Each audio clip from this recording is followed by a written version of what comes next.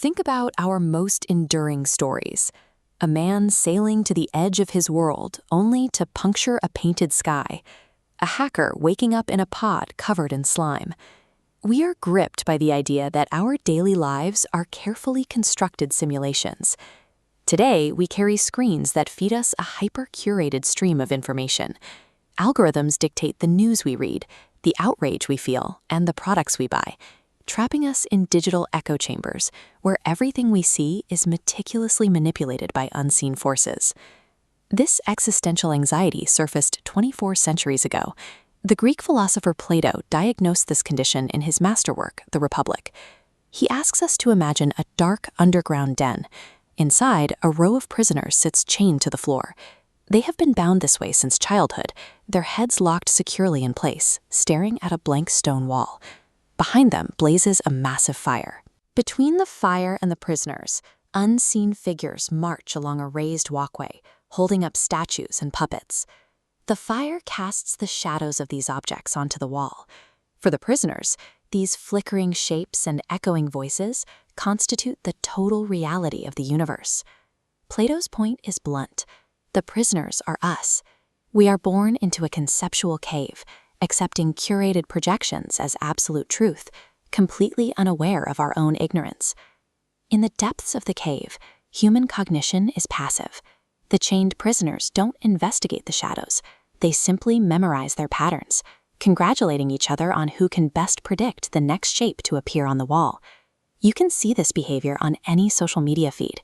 We reward those who best recite the talking points of our specific filter bubbles, convinced that our narrow slice of the timeline is the objective truth. Then something violent happens. One prisoner breaks their restraints, turns around, and looks directly into the blazing fire and the puppeteers casting the shadows.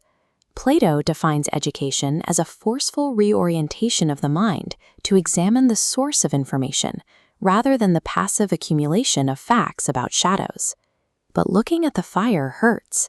The prisoner's eyes, accustomed only to dim outlines, are assaulted by the bright light. Their immediate instinct is to look away, retreating toward the comfortable, painless familiarity of the wall.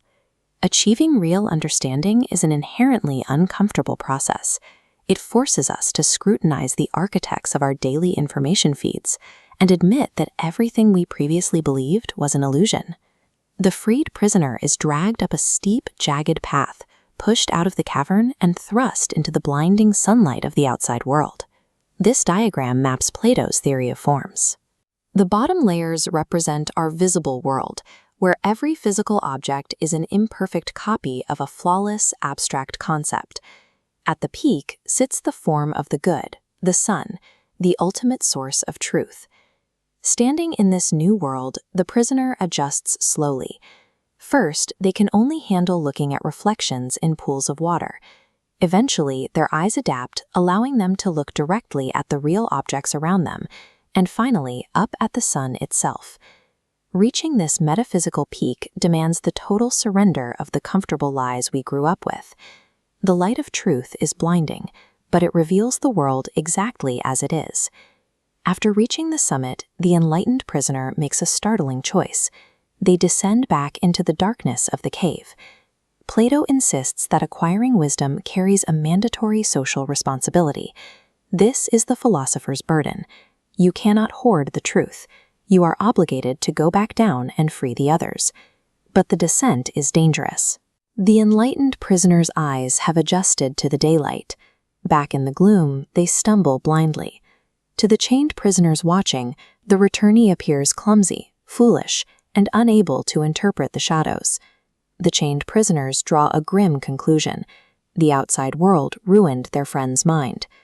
When the returnee tries to unchain them and lead them toward the exit, they aggressively resist. Plato based this violent rejection on the real-world fate of his mentor, Socrates, whom Athens executed for the crime of questioning their shared reality. That same hostility thrives today. When challenging truths threaten deeply held tribal beliefs, our collective instinct is to attack the messenger. We wield moral outrage to silence the voices demanding we look at the fire. Reality is not something you passively consume while staring at a screen. You have to hunt for it. Question the algorithms feeding you your shadows, endure the searing discomfort of changing your mind, and accept the heavy burden of helping others break their chains.